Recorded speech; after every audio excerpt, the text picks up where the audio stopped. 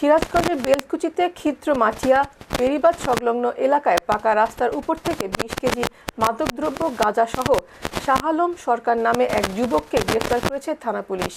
শনিবার 13 ডিসেম্বর বেলকুচি থানার এসআই শামসুল আলম ও এএসআই বদরুজ্জামানের নেতৃত্বে পুলিশ চেকপোস্ট ডিউটির সময় একটি মিশুক গাড়ি তল্লাশি করে শাহ আলমকে আটক করে। তল্লাশির সময় মাদকদ্রব্যের সঙ্গে জড়িত আরও দুজন দৌড়ে পালিয়ে যায়। গ্রেফতারকৃত শাহ আলম এনায়েতপুর থানাধীন রূপসী কান্দাপাড়া গ্রামের পরশ সরকারের ছেলে।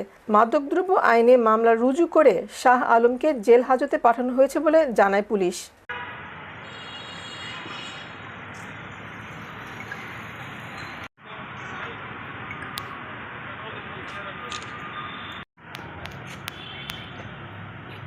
বেলকুচি থানার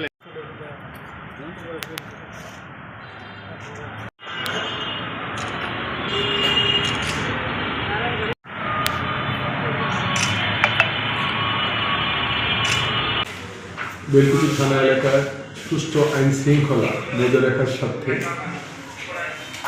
বেলকুচি থানায় কর্মরত সাব ইন্সপেক্টর শামসুল আলমের নেতৃত্বে একটি পুলিশ দল অদ্য ক্ষিদ্রমাটিয়া এলাকায় বেড়িবাঁধ সংলগ্ন সাবেক চেয়ারম্যান ফরিদুদ্দিন সাহেবের বাড়ির সামনে পাকা রাস্তায় চেকপোস্ট ডিউটি করতেছিলেন।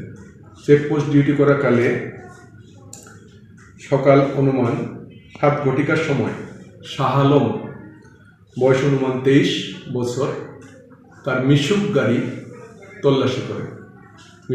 তল্লাশি করে সুকৌশলে তার মিশুক গাড়িতে লুকিয়ে রাখা অবস্থায় 20 কেজি মাদকদ্রব্য গাঁজা সহ তাকে আটক করা হয়।